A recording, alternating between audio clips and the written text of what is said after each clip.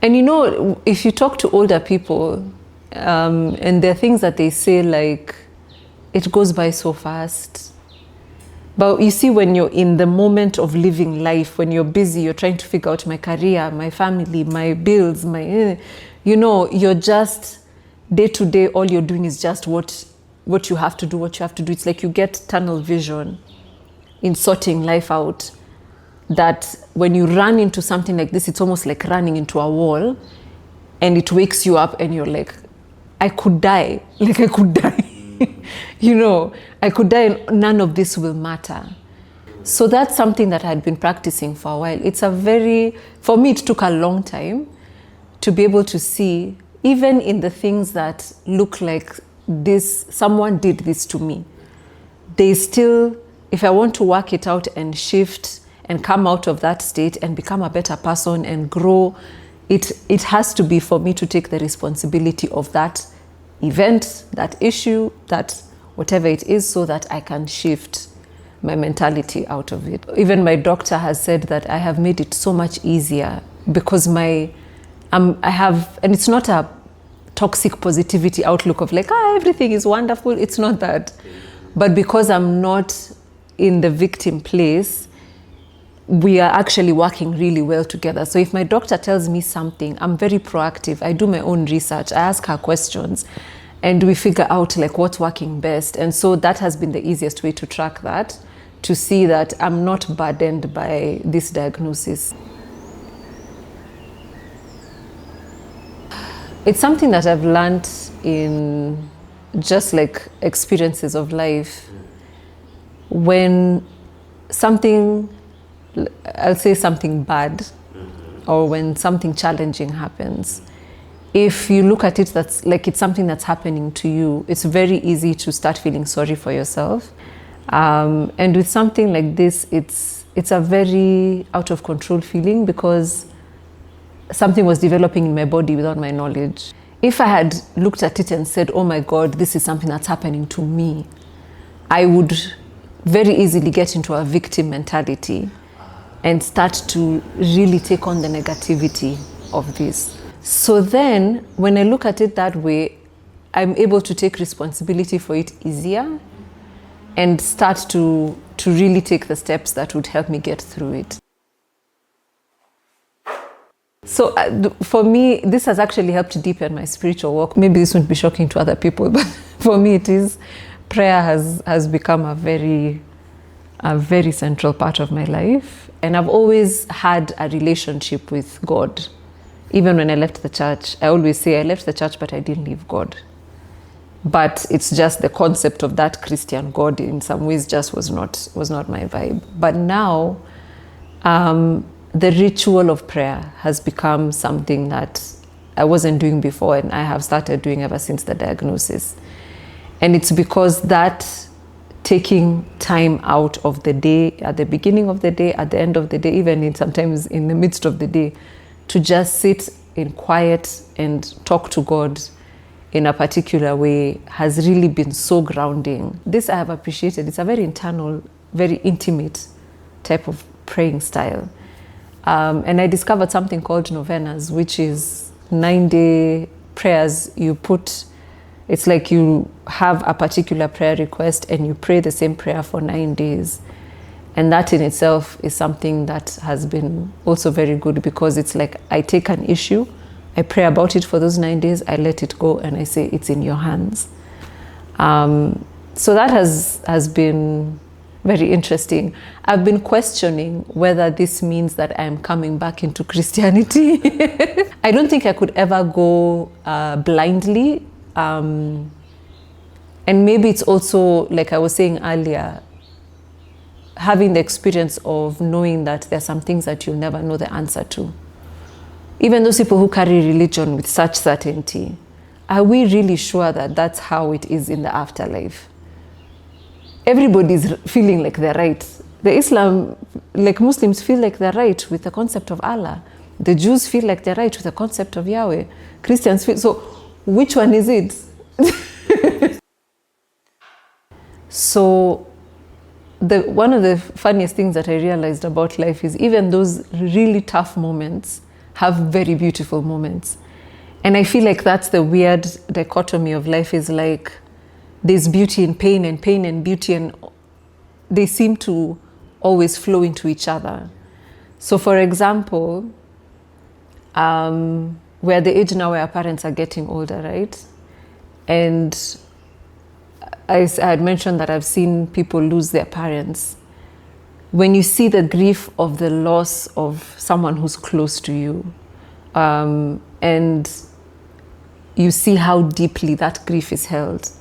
But then on the other side of that is the realization that that person loved that person so much that the loss of that person is so painful. So you see, on one side, it's the depth of the love that they had for the person that creates this pain of the grief that is so deep.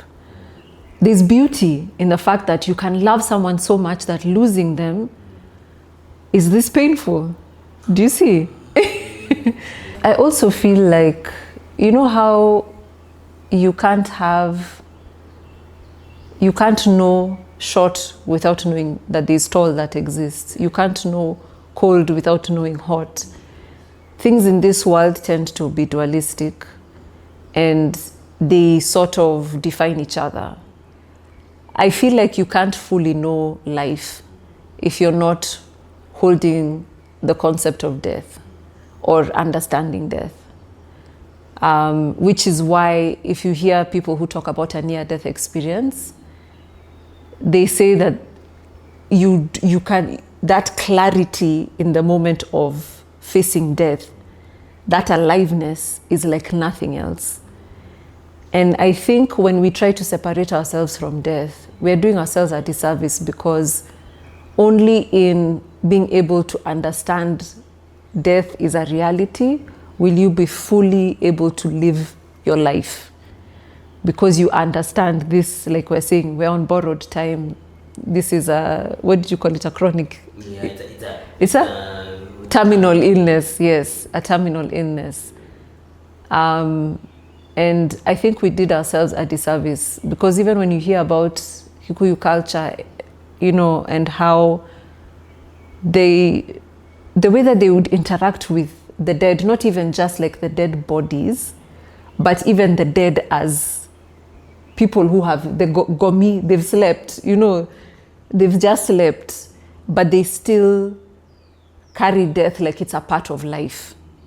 I think there was something really beautiful in that. So I hope that even like with a conversation like this, I really love this, what you're doing, because I think it's so important. And maybe this is a way that we can start to, obviously it's hard, you know, we talk about our cultures like back in the day, like, and I think it's so important to really respect and understand where you come from and how it relates to you in your present day. But because of the disruption that we've had in our culture, we have to figure out a way to bridge it in a way that brings our modern life into the context of it, if that makes sense. We can't go back to the way that we were 100%. But how can we carry that understanding into this modern way of living in a way that benefits us? And one thing that I've noticed about indigenous cultures, if you look at every indigenous culture, at least the ones that I've been able to read about or hear about, they had a relationship with death. Because it's not that I'm less, it's weird, it's not that I'm less afraid of death, but it's not as shocking. It's not as shocking as it was before. And I think it has become a bit more familiar to me. I'll still feel pain knowing that I've lost someone.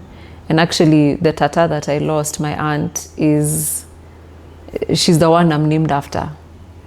So there was something in that made me feel really sad. Because to me, that's now the generation like before me has been, what can I say, like a piece of it has been broken. But at the same time, death used to shock me more before. it used to rattle me in a way. And I think it's because I was living in that bubble of, the illusion of time. But now that that bubble has burst, it's like, yeah, it's going to happen, so it's less shocking.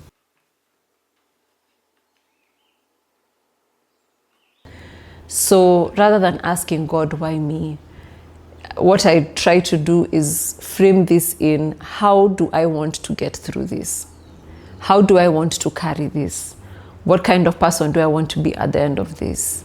And that for me I like thinking in ways that make me feel more proactive, or give me more energy, or give me more inspiration, because then I feel like I'm able to get through the tough times easier. Again, if I take that on, I feel like I can crumble. So I have to ask myself, if I keep holding this, is this going to be helpful for me? And most of the time the answer is no. What I've learned to do is allow myself to have the feelings for a period of time. So sometimes I'll even tell myself, okay, let's wallow. 20 minutes, we feel sorry for ourselves and just be like, why God, why me? Feel it. But then there are things that I can never know the answer to. Something like that, I will never, maybe if there's an afterlife, maybe then God will be like, you see, this is why it had to happen. And I've just learned to be comfortable, or to accept that there are certain things that I'll never fully understand. And even with regards to something like my work, I've had to pause my work for some time as I deal with this. Hopefully, if things keep going the way they're going, I'll be back, not too distant future. But even with my work, I'm like, it has to be things that make sense, that I'm passionate about, that bring value, not just to me, but to whoever is engaging with whatever I'm doing. What's been on your mind lately? What's been on my mind lately?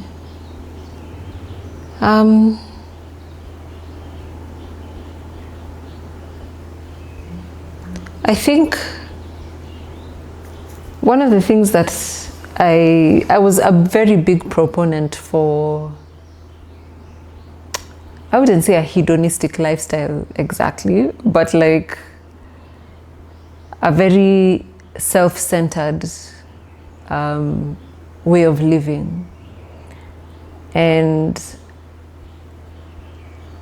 I think there are benefits to really putting yourself first, to understanding yourself, to putting things like your pleasure as a priority. But one of the things that I've really learned is we glorify the self a bit too much in this modern culture that we have. Yes, it's me, my feelings, what I want, my desires, me. When there's no balance, I do believe that there has to be a balance of self and others. And I've learned that you live for yourself, but you live for other people. And not in the way that now other people have to dictate who you are and what you value, but community is something that none of us can fully live without. And I think we have become a bit narcissistic, especially with the rise of social media. I was trying to be nice. We really have become a narcissistic global society, and that's just not a good way to live. I've learned that I actually want more interdependence in my relationships.